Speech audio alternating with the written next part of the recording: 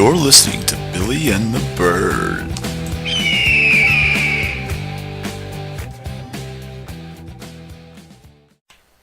Ladies and gentlemen, welcome to Billy and the Bird. I'm Michael Langto, your new host. Tonight I have Kyle Siegel as the Bird, and Michael Billy Boudreau in here with us tonight. How you guys doing? Okay. Yeah. Great, excellent. So to start, let's recap some of the draft information. I think one of the first things I want to do is welcome our newest two members, Will Walker and Caveman, into the group. Been a long time coming, guys. Hooray. Hey. You can tell Kyle's excited. That's great. One thing that was brought up during the draft is that that 16 teams might be too many. What do you guys feel about that? No, I like 16. It just lowers the quality of the teams, but I feel like it evens out because all the teams are shitty. I feel like, yeah, it does. It lowers the quality of the teams, but it makes you try a little harder, and every pick matters. I mean, a we little more. also play man down versus other leagues. We have that one less wide receiver. Do you think having this many teams make it more skill-oriented or more luck-based? Both. Or neither? Both, yeah. Skills both. when it comes down to sometimes making that crucial free agency pickup. Luck because you can just lose a guy and there goes your season. Like Kyle, if you lose Aaron Rodgers, Kyle, you fucked. We did have a few rule changes this year, guys. We'll start with how we made free agency cash tradable. What do you guys think? How's this going to affect the league? How's it going to affect trading, more specifically? It'll make the people who are more aggressive. It gives them more tools to the more aggressive free agency teams, especially the ones who like to blow tons of cash on other things. I mean, it just opens up Or, trades. on those I found big. like a lot of times, you couldn't get somebody because you Yeah. couldn't spend $70 on the one pickup that week. So you would bank it. You really wouldn't have much to spend it on, and so now you can kind of put it in a trade if someone's running real low and they really can't pick up anybody. I think it might also open up a lot more microtransactions where we're doing, oh, I want your defense, but how about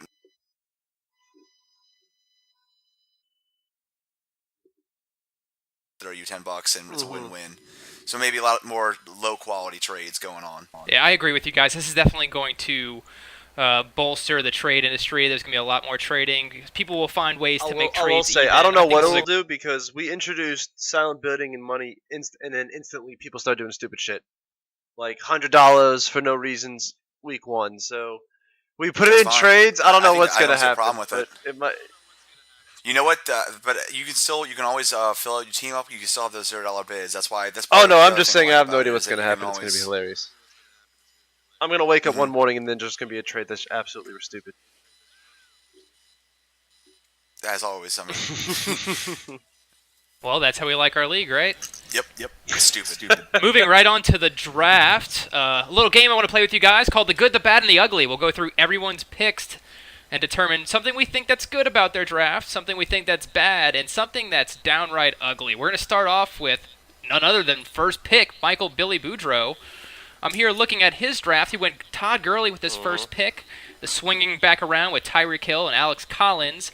He picked up wide receivers in the 4th and the 5th rounds with Robbie Anderson and Corey Davis. Carson Wentz is his quarterback, and he picked up Jared Cook late in the round.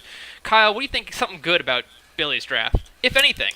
Gurley is a great number one pick. I mean, I think that's just whenever you have the first overall, it's hard to whiff on that. So I think that's the obvious one. Bad. I don't necessarily know that I don't know. Well, maybe we'll pick Boudreau for this. Boudreau, what if you could change one thing about your draft? What would you change? If you would have changed anything the way you drafted? I mean, maybe not Tariq Cohen. I'm not really high on him, but it was just the strategy I was going for. I was dumping on tight end and defense, so I would say my weaknesses, those are both completely garbage. Right. Well, if I was going to say anything, and I would pick this for the ugly, I would assume, was that I'm not in love with your depth at running back. Again, you mentioned Tariq Cohen. I think Alex Collins and Todd Gurley are great, but if you're planning on starting 2 running backs year-round, I don't think Tariq Cohen's ever going to be that motherfucker ain't going to be on my volume. team in like 4 or 5 weeks. Okay, so potential No, trade I bait. just You heard it here first on Billy and the I just have a Bird. feeling that towards the end of the draft, like a lot of depth players, you just know you're not going to keep them for obvious reasons. Maybe they're just not performing, or the roster starts filling up with injuries. So he's just one of those guys. He's going to be on the block. Gotcha. Moving on to pick number 2, Michael Migliore started off with Ezekiel Elliott with the number 2 pick overall. What do you guys think about him with any spot to pick in the league, picking number 2 and going Zeke Elliott? Did he make it's mistakes? almost, Stupid. I'm not sure if it's Stupid. worse than when I Yeah, had first there's- overall to be fair, and there's- didn't there's- pick at all, and then waited for Reynolds to steal the pick. No, that's worse. But I mean, this is why not? The this thing isn't is- great either. I think if you have If you have the choice, like, why not just go first to make the guy you want to get? I get he wasn't sure about it. Now whether or not Gurley or Zeke, but if you want a guy, take the guy, get first overall. Yeah, I'm not totally against it here. I wouldn't say it's ugly. If y'all had to pick one ugly part of Michael Migliore's draft, what would y'all pinpoint it? He's got lots of I don't know. He went for the same kind of strategy I did, where he's just gonna be dispassionate and just kind of throw as many darts as you can for upside. But right now he's starting Kerryon Johnson at week 1. That's nothing you really want Right. to see. That. And you know, I'm not. I'm scared of almost all running back by committees, and he's got like Kerryon Johnson and Rashad Penny are both in that, and Mark Ingram. I mean, I'm not sure if it's gonna be the same thing as last year, but he's not getting Ingram for like 6 weeks. Looking at his draft, I think Ezekiel Elliott is probably I'd have to pick his best pick.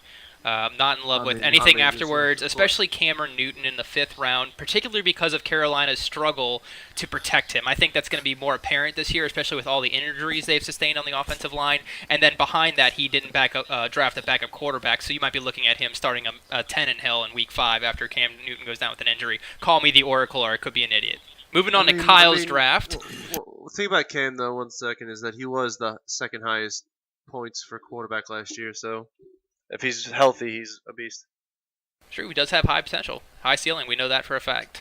So, Kyle, you started off with David Johnson. My boy, you stole him from me. We'll talk about that later. Aaron Rodgers in the 2nd round. You went for 3 wide receivers with Baldwin, Funchess, and Crabtree after that. And then you got a bunch of backup running backs. Coleman, Sony Michel, and then Ronald Jones is 2nd. Tight ends, Eifert, and then you picked up a couple defenses late. Let's pick something bad. What was bad about Kyle's draft? Boudreaux? If Aaron Rodgers goes down, you're fucked. I'm not sure how good I feel about your 3 wide receivers and you went in a row. This is exactly the same as you did last year in that you said screw wide receiver and then you drafted a bunch because you had no choice. Yeah, pretty much. I'm never a fan of QB in the 2nd round, but I didn't like anyone in that spot, so I just went for the safe pick.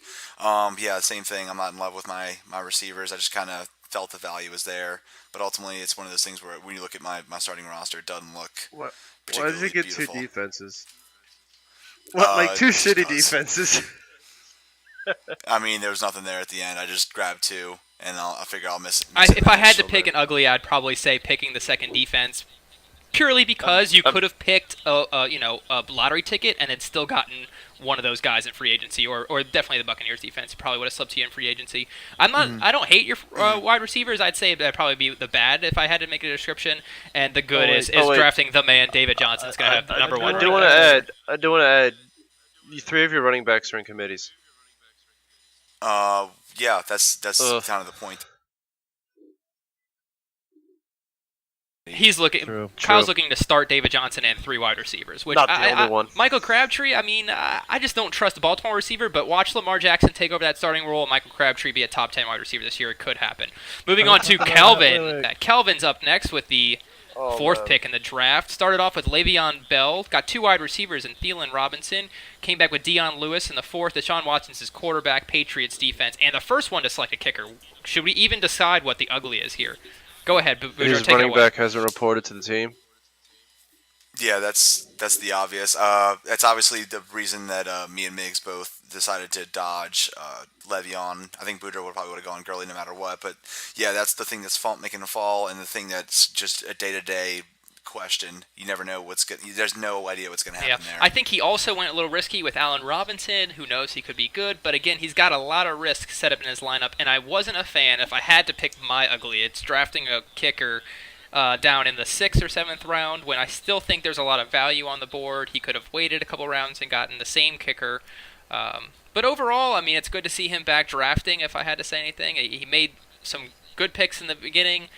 You got to pick Le'Veon at 4. I don't see anyone passing him up. Kamara or Bell or Brown, both possible. You take Bell and risk that he misses a couple weeks with this. I mean, you can take Bell and risk he misses weeks, or you take Kamara, who has the starting job for 5 weeks straight. Jesse Vance had pick number 5. He started wide receiver with Brown and then Stephon Diggs. Went to Marshawn Lynch for his starting running back and then finished up his starting skill positions with Golden Tate. He ended up getting Matthew Stafford in one of the later rounds, and his tight end is Jack Doyle. Let's pick something good. What do y'all think Vance did right here? I think his overall strategy was the right way to go. I think Brown was the best pick there, and then just doubling down. Don't reach on a running back in the second round if you don't like who you have. I think even though it's uncomfortable with how you look at your total lineup, it's still the right way to do it. And Brown and Diggs and Tate with your first 3. Was it 3 picks or no? I guess No, Tate was the fourth. Still, I think Vance has an overall good team. He did the right strategy in first two rounds. I agree with you completely. I think Stephon Diggs was the last player in that second tier that was available. He had him available, and he grabbed him. I think Vance and me were both looking for Amari Cooper to slip down into us in the third round, but he did, and Miggs swooped him up. It was a good pick by Miggs. Marshawn Lynch is a starting running back, and he tweeted after he was drafted, "Please don't draft me." What do you guys think about Marshawn Lynch as a starting running back for Jesse Vance? It's the perfect because he's a troll and you never know what's going to happen. Oh. I mean, he could go nuts or he could just be a complete joke, and then that's the perfect Vance kind of running back. I still want to know why he drafted Nick Foles, because he's not going to play Nick Foles ever. And then in his own words, he picked him as a troll, and then we said, Vance, if you're going to throw that pick away, pick Jesse James for the fucking meme potential. He did. He picks fucking Nick Foles for no reason. Uncle Rico. Uncle Rico would have been perfect. I think if Vance was going to troll, there's better things. He could have trolled something funnier than Nick Foles. Exactly. I think he just Exactly. didn't know who he wanted, didn't care, and he just picked somebody, which is it's all right, I guess, in that round. But I think there's still plenty of value on the board. There's any value on the board. He will never play Nick Foles. If I'm picking an ugly, yeah, his entire bench does not look good, except outside of maybe Rex Burkhead.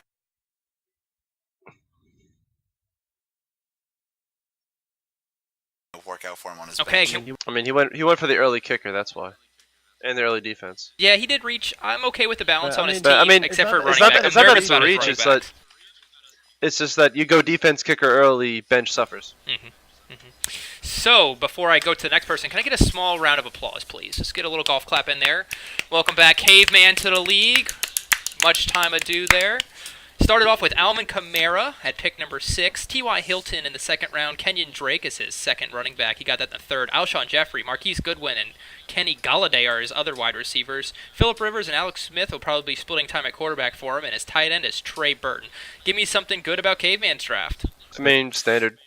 Yeah, I think, you know what, the beauty of it is that he just went, kind of just didn't go too crazy. Like, he's got a very well-rounded team. There's nothing super flashy on it, but there's also no obvious weakness, I don't think. This looks like I just kind of like what he did. This looks like the kind of team you get when you're drafting, like, for the best guy at the spot, not the position. That's, I think, the way to do it, though. No, that's and that's why it looks pretty good. He actually has a quarterback controversy because between Phillip Rivers and Alex Smith, you could start both of them because one will outscore the other. I think it's a good problem to have in fantasy. I mean, it's a good problem until like you start one and he scores 50 and the other guy scored like 23 and you lose. If I had to predict, I think Alex Smith will outperform Phillip Rivers this season. It's a player I wanted to draft and Caveman got right before me. I'm still a little salty about it. I would say his wide receiver core is spectacular. I love it. T.Y. Hilton, great value in the second round. I was going to get him if the guy who I got wasn't available, and then Marquise Goodwin down in the fourth round. Or the fifth round. I mean, that's good value. He's got a good starting lineup there, I'd say. That's just a short-term thing because he's got Alshon waiting to come back in week 3 from the shoulder injury. I do think his lineup's balanced, and I like it. I think it was a good draft for Caveman. Welcome back, buddy. Jay is pick number 7, and he went Melvin Gordon with his first pick, which I think might have fallen a little bit later, but then again, who knows? Maybe Arbob was fighting for him. I heard a little bit of scuffling. That was to troll Arbob. No, I like that. I like that pick. It was perfect where he went though. Like that's where he was normally going to go. Got Mike Evans as his wide receiver in the second round, which is good value there.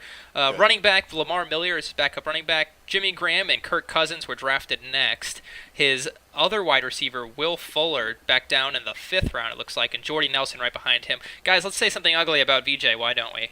He's got a lot invested in that Texans offense, which is, to me, still unproven. I mean, obviously, they went nuts for that short term that Deshaun Watson went God mode last year, but that's a lot of your starting lineup based off of that QB coming off the ACL. I was gonna say this also goes to Kelvin's team. I like Deshaun Watson. I mean, it's all hype. I admit it, but I like it. The fact that he's got 2 players on it though is a little bit questionable. Because as you said, like it's not even the quarterback. When you want an offense like that, you really want the quarterback. One thing I'd like to say about his running back situation is Lamar Miller to start is a good second running back to have. He's not a great talent in the NFL, but he's on an offense that's going to be utilizing him all the time. He's middle of the road. He's just there. He's just a guy, but he's going to get you points. You know, he was like my Mark Ingram last year. I think he's got a good floor, but he also has a ton of upside in like theory. I think like the two extremes are pretty good. Like he's good. He's a lock for 6 to 7 points on the low end, and even though touchdowns don't come easily to him, like he is a fast kind of jittery guy. And and the other notable thing is his backup. It looks like he's not going to play this year. Is it Deontay Foreman, who's the vulture last year, is probably not going to play much this year, if at all. One last question about VJ's lineup. Des Bryant drafted in the 10th round. Both you guys can pick either hidden gem or wasted pick. Kyle, you first. See, I think the issue is it's kind of a thing you have to hold on to, and it's just a crapshoot. 10's maybe a little early, but it could work out well. It's just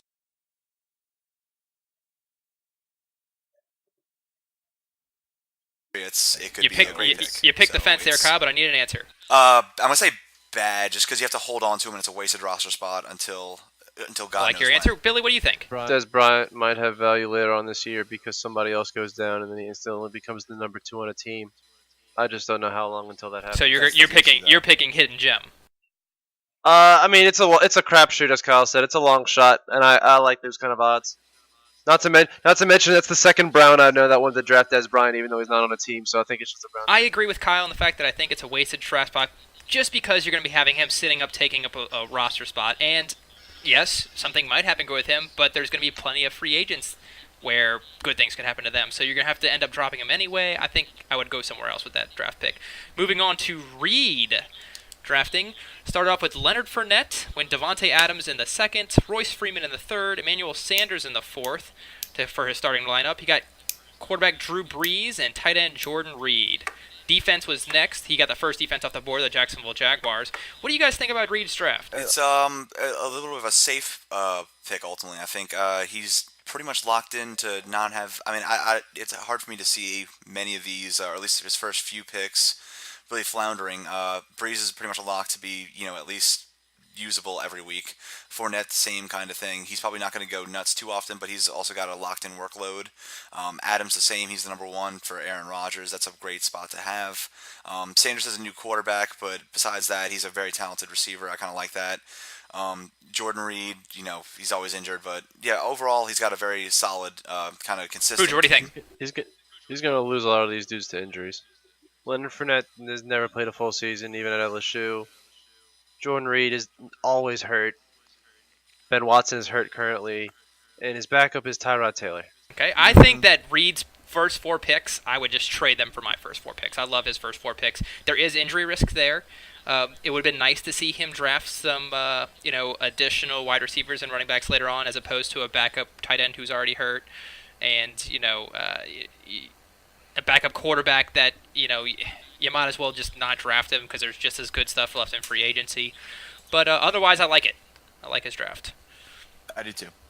Moving on to the Gator Boys, who went... Actually, 1 second. I will have to say, I do like that Jaguars defense pickup, though. Yeah, is that too early? You think that's a good spot for him?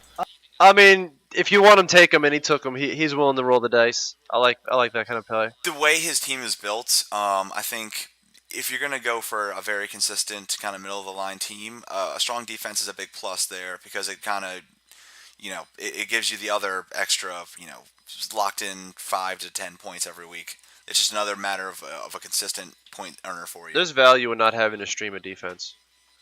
Definitely. Gator Boys started with 2 running backs at 1 and 2. Kareem Hunt going first, Derrick Henry right behind him. Finished up with 2 wide receivers, Fitzgerald and Cooks, tight end Evan Ingram, and quarterback Jimmy Garoppolo. Pick something ugly. What do y'all think?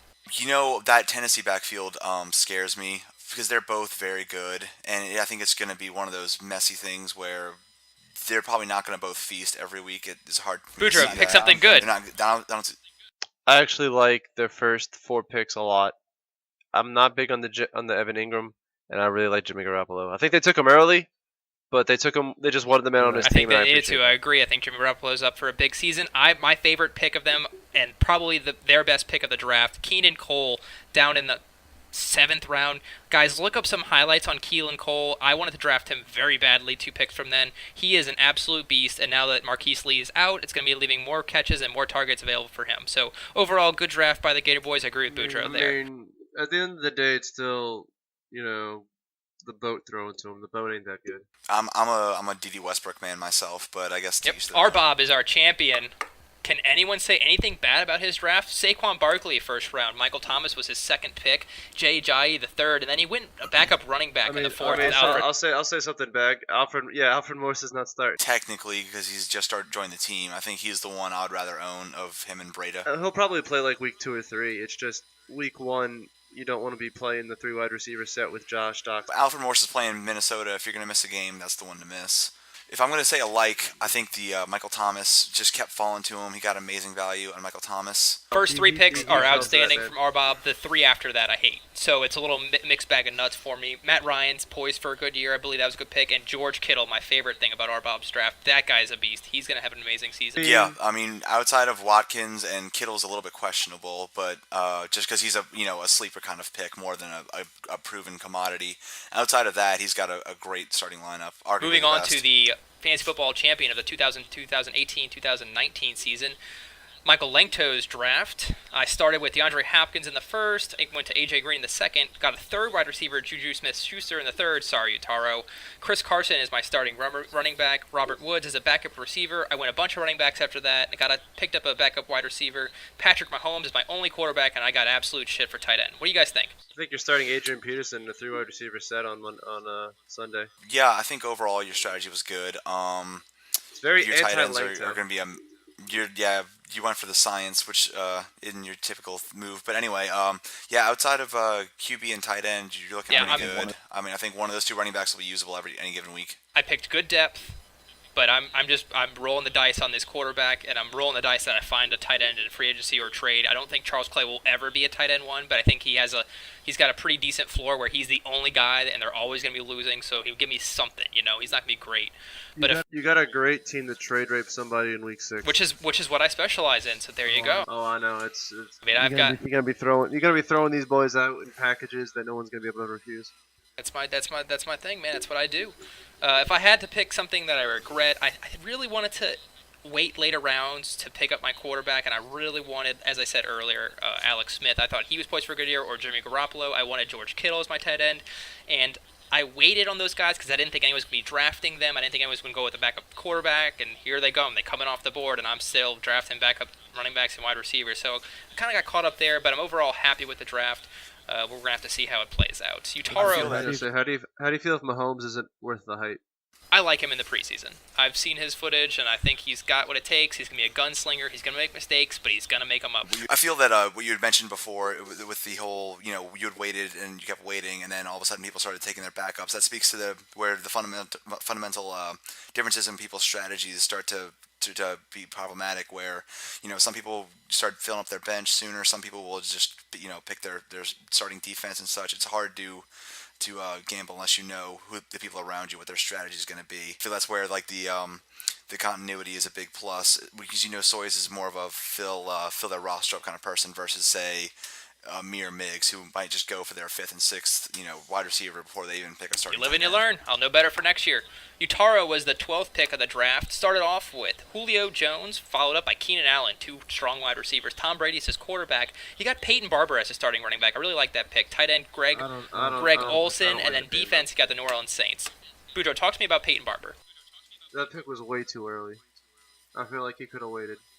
And at the same time, I like his first 2 wide receivers, but those are 2 wide receivers known for booming or busting very badly. So he might have games where he blows the fuck out of people up, and then games where both of his receivers just lay it. I like the Peyton Barber pick. I think he's going to be the guy. I think he's got better vision than that second guy, whatever his name is. I've seen highlights Ronald Jones. Yeah, Ronald Jones is second. He runs right into the line, and he just gets stuffed. I think Peyton Barber's the guy. He's not as big or strong or as fast, but he's got the vision, which is more important. Pick something ugly about Utaro's draft, Kyle. Actually, I was going to just kind of echo what you two said. Actually, it's just about both running backs. He went for...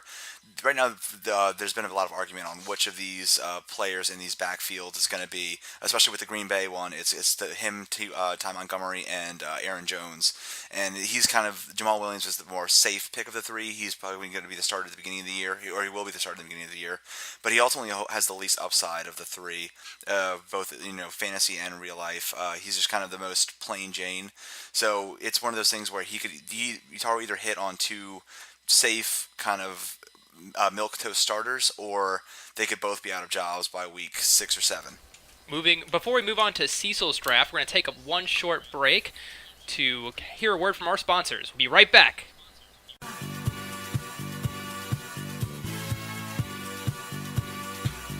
This week's episode of Billy and the Bird is brought to you by Salt. Salt. When you don't like something, make sure everyone around you feels your pain.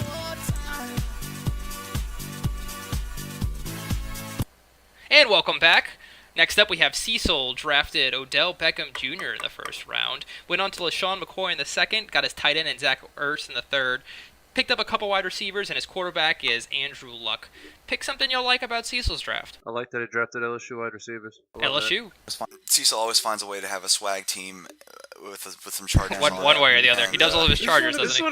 This is one of his better swag teams, though. I like it. Shady's a little bit questionable because you're still not sure if that team is worth anything. But if there's anybody I think he's probably the only Buffalo person drafted outside of the tight end. I think Cecil's got good balance on his team, and if I had to pick something ugly, I'd say he doesn't have a lot of depth. I'm not in love with, any of his backups. Speaking about balance, I feel that the perfect balance between, very plain professional Andrew Luck is Jameis Winston, because you have a guy who's very smart and well spoken in Andrew Luck, and then you have the rapist crabs thief in Jameis Winston. So it's a perfect balance. I agree. Joseph was pick number 14. He opened up with Dalvin Cook, Joe Mixon, Russell Wilson as his quarterback again, Demaryius Thomas as his starting wide receiver, Delaney Walker as his tight end, and then he picked up a couple wide receivers after that, a couple backups, and he's looking like a Lions defense late rounds. What do you guys think about Joe's draft? So give me something that's bad about his draft. Okay, maybe give me something that's good. His bench is I don't like his bench. He's got the Crow, who I think that could be a disaster. Kelvin Benjamin is garbage. Devontae Parker, I had sat through last year. He's just ultimately lots of big question marks, and they could all explode. And he's got nothing on his bench. Maybe I'm biased, but I'm looking at all of his picks, and I like Russell Wilson as a quarterback. He was something I was thinking about in the third. But besides that, I don't like having Demaryius Thomas and Pierre Garçon as my two wide receivers. I'm not a big fan of Joe Mixon. I've seen what he can do and what he doesn't do. And, everything else is it's not exciting to me. So maybe, maybe I'm being a Joseph hater, but this is probably one of my least favorite drafts of the group. It's hard to see it being dominant. That's where I think the issue is. I think it's going to be one where he's going to rely on Dalvin Cook and Joe Mixon and Russell Wilson to carry the team week in and out. His receivers aren't going to In his defense, I'm not seeing anything better at 14 he could have gone with. Maybe I would have picked Freeman. Yeah. Or McCaffrey. I mean, I just don't think Dalvin Cook is the guy there, but yeah. Who knows, man? We'll see. Big C was number 15. He went running back. Is anyone surprised by that? Surprised, no, but I don't particularly like either of them. I had Christian McCaffrey last year, and he wasn't living up to a bottom second-round pick, much less a high second-round pick that he was this year. Jordan Howard, I guess he could surprise me, but he still seems like he's a two-down running back, and that's not going to be a high-tier running back one. He's going to probably be a low-tier one at best, and then most likely just a middle-of-the-road or high-end two. Boudreaux, Josh Gordon, hidden gem or wasted pick? Editor's note. You might have noticed that Boudreaux hasn't been saying much recently. The problem was, Boudreaux had forgotten to put his button in the push-to-talk feature, so every time he would answer a question, neither of us would hear this. This leads to funny results in about a minute. That's great input. Thank you very much, Boudreaux. I'm particularly happy with Chris Hogan in the fourth. That's one of my favorite picks of his. I agree. I actually like the Chris Hogan pick, especially because he's basically the only real receiver they have there. Cordell Patterson's nothing more than a special. Have you ever wanted anyone on the Chris Patriots, the though? most talented player there. Like, Boudreaux, make an argument of why Big C is going to win this season. Why is he going to win? Because he's got James Conner and Le'Veon Bell. Absolutely nailed it, Boudreaux. That was spectacular. Reason why they call this show Billy and the Bird. Andre had Andre wrapped up the last pick. He went Devontae Freeman, Rob Gronkowski.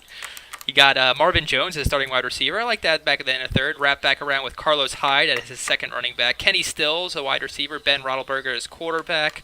Rams defense later on. What do you think? I think there's going to be a ton of variability here. He's got really, I think Devonta Freeman is going to be the only kind of safe player to project what he's going to do any given week. The rest of them, he's very touchdown reliant. I think, yeah, he's going to have lots of good weeks and lots of just very disappointing. I was weeks. actually really happy with Andre's draft. I think he did well where he could. Carlos Hyde and Kenny Stills are amazing picks in those rounds. Marvin Jones could be a boom player. He's got good depth with tight end. He's got running backs I like. I was actually really impressed with Andre's draft. He's probably one of my favorites. Definitely, it's a good team. It's just a little more variable than my taste, but I'm wondering it's how So, many games moving Big Ben's going on, to lose him that's on the our road. draft coverage. We have some new divisions this year. Anything spectacular, anything remarkable, or does it not really matter? I think just outside of a lot of the traditional rivalries got kind of broken down. The UNC will be the big one. Then I guess the old has to come out to welcome in the new. Me and the Gator Boys, which aren't necessarily a huge one yet, but that started up, and then Joe's trying to keep his division alive with him and Vance and Yeah, the rest of the I think fans, Joe's so. yearly beatdowns of Vance are very entertaining, but me and Cecil's rivalry, I'll have to admit, had gotten stale over the years. It had become too easy, and it's like You set him aside. I know I had to do what I had to do. I need to find a new rival. So Although, if anyone's out there, let did me you know. fully expect Arbop to actually draft him? No, I didn't. I was hoping to get him last, but whatever. It happens. I think Arbab might be a rivalry. That guy's been beating me down in the playoffs, and I'm sick of seeing him win, so I'm going to have to put an end to that. Oh man, maybe Cecil might take Browntown out from the inside with LSU players. So we start off football Thursday. Do we have any interesting matchups we like? Any rivalries going on? know who plays on Thursday. The Eagles and the Falcons. Boudreaux versus Arbob I is mean, week that's- one. That's just because it's the rehash of last year. That is The rest of it- the probably the highlight matchup of week one. I think he then just turned it into a conference matchup. But I mean, it's week one. I don't know who's gonna win. Nobody knows. It's a good Langton, rematch. Langto, you're playing Jesse. That should be interesting. See how it goes. I like how Caveman and Soyas are playing week one. Kind of a good introduction to the league for for Caveman. Get him involved. Definitely, especially I'm hoping for lots of shit talk on the Discord. Gotcha. All right, guys. I think it's been a wonderful time we've had here on Billy and the Bird. We covered a couple of topics, and we're all excited to see football start this weekend. We'll be back with another show, hopefully Tuesday night. What are you guys thinking? I think that's the plan. Tuesday night, we should have the next one released. Make sure you start your lineups. We're signing off. Y'all have a good one. Suck it, bitches. Peace.